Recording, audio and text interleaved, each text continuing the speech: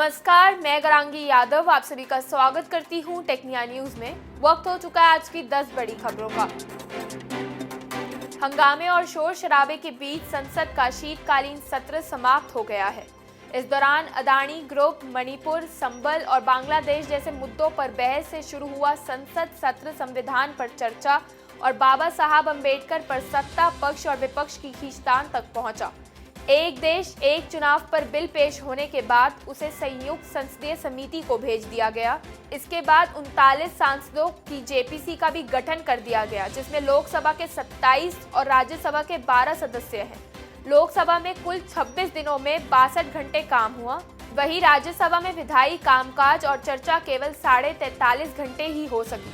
इस तरह संसद सत्र के दौरान कामकाज की उत्पादकता लोकसभा में करीब 58% और राज्यसभा में सिर्फ 40% रही। हरियाणा के पूर्व मुख्यमंत्री और इंडियन नेशनल लोक दल के सुप्रीमो ओम प्रकाश चौटाला का निधन हो गया है। वो 89 वर्ष के थे। उन्होंने गुड़गांव के मेडिसिटी अस्पताल में आखिरी सांसें ली। सांस लेने में दिक्कत होने पर उन्हें शुक्रवार की सुबह एडमिट कराया गया था। उनके सम्मान में हरियाणा सरकार ने 3 दिनों के राजकीय शोक की घोषणा की है। इस दौरान हरियाणा के सभी स्कूलों में अवकाश रहेगा। ओम प्रकाश चौटाला 5 बार हरियाणा के मुख्यमंत्री रह चुके थे। 1970 में वो पहली बार विधायक चुने गए थे और कुल 6 बार वो विधायक रहे। हरियाणा की राजनीति के साथ साथ राष्ट्रीय राजनीति में भी उनका दखल रहा। सुप्रीम कोर्ट ने दिल्ली और नोएडा आने जाने वालों को राहत दी है। अदालत का कहना है कि डीएनडी फ्लाईवे टोल फ्री रहेगा। इस फैसले से डीएनडी पर वाहन चालकों का फ्री सफर बरकरार रहेगा। कोर्ट ने बड़ा फैसला सुनाते हुए 2016 में दिए गए इलाहाबाद हाई कोर्ट के आदेश को बरकरार रखा है। इलाहाबाद हाई कोर्ट ने 2016 में डीएनडी पर यात्रा के लिए टोल वसूलने पर रोक लगा दी थी। अब सुप्रीम कोर्ट के फैसले के बाद नोएडा और दिल्ली को जोड़ने वाले डीएनडी पुल पर कंपनी टोल नहीं लगा सकती। इस तरह कोर्ट ने नोएडा टोल ब्रिज कंपनी की याचिका खारिज कर दी है। अगर आप दिल्ली में गाड़ी चला रहे हैं तो अपना पॉल्यूशन सर्टिफिकेट दुरुस्त रखें। गाड़ियों के धुएं से होने वाले प्रदूषण को रोकने के लिए दिल्ली सरकार का ट्रांसपोर्ट विभाग एक्शन में है।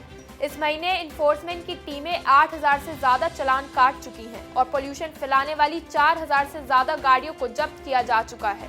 16 दिसंबर से ग्रैब 4 लागू होने के बाद ये कार्रवाई और तेज कर दी गई है। दिल्ली के सभी प्रमुख बॉर्डर्स पर विशेष निगरानी रखी जा रही है। वहीं शहर के अंदर भी विशेष टीमें बनाकर ग्रैब 4 के तहत एक्शन लिया जा रहा है। दिल्ली में डीजल की 10 साल और पेट्रोल की 15 साल से ज्यादा पुरानी गाड़ियों को चलाने पर प्रतिबंध है। दिल्ली विश्वविद्यालय में राष्ट्रीय शिक्षा नीति के तहत पढ़ने वाले पहले बैच के छात्रों को अपने अंतिम वर्ष का एक सेमेस्टर किसी विदेशी विश्वविद्यालय से पूरा करने का मौका मिल सकता है। अकादमिक परिषद की 27 दिसंबर को होने वाली बैठक में इस प्रस्ताव को मंजूरी मिलने की उम्मीद है। इसके तहत 4 वर्षीय ग्रेजुएशन कोर्स में छात्र ट्विनिंग डिग्री व्यवस्था के तहत चुनिंदा फॉरेन यूनिवर्सिटी में पढ़ाई कर पाएंगे।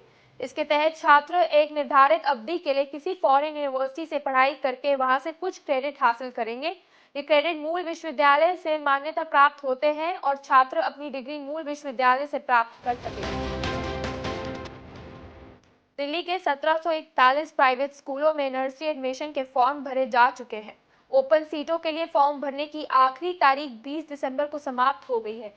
सभी स्कूल 17 जनवरी को पहली लिस्ट जारी करेंगे। इससे पहले 3 जनवरी को सभी प्राइवेट स्कूल अपने यहाँ अप्लाई करने वाले बच्चों की लिस्ट जारी करेंगे और 10 जनवरी को 100 पॉइंट क्राइटेरिया के तहत सभी बच्चों की मार्क्स लिस्ट वेबसाइट पर अपडेट करेंगे। स्कूलों को 17 जनवरी को आने वाली पहली लिस्ट के साथ वेटिंग लिस्ट भी जारी करनी होगी। सीटें खाली रहने पर स्कूल दूसरी एडमिशन लिस्ट 2 फरवरी को और तीसरी एडमिशन लिस्ट 26 फरवरी को निकालेंगे। शिक्षा निदेशालय ने एडमिशन की लास्ट डेट 14 मार्च तय की है। दिल्ली के सभी सरकारी स्कूलों में 1 जनवरी से 15 जनवरी तक सर्दियों की छुट्टियां रहेंगी। दिल्ली के शिक्षा निदेशालय ने विंटर वेकेशन का ऐलान कर दिया है। हालांकि सीनियर क्लासेस यानी 9वीं से लेकर 12वीं क्लास तक के लिए सरकारी स्कूलों में रेमेडियल क्लासेस चलेंगी। रेमेडियल क्लासेस में टीचर्स को प्री बोर्ड क्वेश्चन पेपर हल करने और लिखने की प्रैक्टिस कराने पर फोकस करने को कहा गया है। स्कूलों के हेड को कहा गया है कि इन क्लासेस के लिए गेस्ट या कॉन्ट्रैक्ट टीचर्स को भी बुलाएं। दिल्ली एम्स ने एक 50 मिनट का योग मॉड्यूल तैयार किया है जो शुगर लेवल कम करने में मदद कर सकता है। एम्स की आउटरीच स्टडी में इसका खुलासा हुआ है। एम्स ने साइंटिफिक तरीके से ये साबित किया है कि 50 मिनट के योग अभ्यास से शुगर लेवल कम रखने में मदद मिलती है। अब योग के इस मॉड्यूल को सार्वजनिक कर दिया गया है, जिसे आम लोग भी अपना सकते हैं। इस मॉड्यूल में बताया गया है कि कौन सी योग क्रिया कितनी देर तक और कितनी बार करने पर शुगर लेवल कम होगा। बीसीसीआई की आम सभा की विशेष बैठक यानी एसजीएम 12 जनवरी को मुंबई में होगी। इस बैठक में जय शाह की जगह नए सेक्रेटरी का चुनाव किया जाएगा। साथ ही आशीष शेलार की जगह नए ट्रेजरर का भी चुनाव होगा। बीसीसीआई की प्रदेश इकाइयों को एसडीएम की सूचना भेज दी गई है। बीसीसीआई के नियमों के मुताबिक किसी भी रिक्त पदों पर एसडीएम बुलाकर 45 दिन के भीतर नियुक्ति हो जानी चाहिए। जय शाह 1 दिसंबर को आईसीसी के सबसे युवा चेयरमैन बने हैं, जबकि बीजेपी नेता आशीष शेलार को महाराष्ट्र सरकार में कैबिनेट मंत्री बनाया गया है।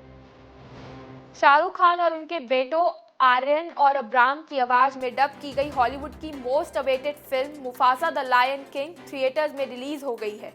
बॉक्स ऑफिस पर किंग खान की आवाज का जादू दिखाई दिया है। ओपनिंग डे पर ही फिल्म ने 10 करोड़ की कमाई कर ली है। फिल्म 2019 में रिलीज हुई द लायन किंग का सीक्वल है, जिसमें बॉक्स ऑफिस पर अच्छी कमाई की है। फिल्म मेकर्स ने मुफासा के राजा बनने की जर्नी को पर्दे पर उतारा है। फिल्म के हिंदी वर्जन में शाहरुख खान ने अपने दोनों बेटों के साथ आवाज दी है। आज के लिए बस इतना ही। देखते रहिए टेक मिया न्यूज। साथ ही साथ चैनल को लाइक, शेयर, सब्सक्राइब भी करें।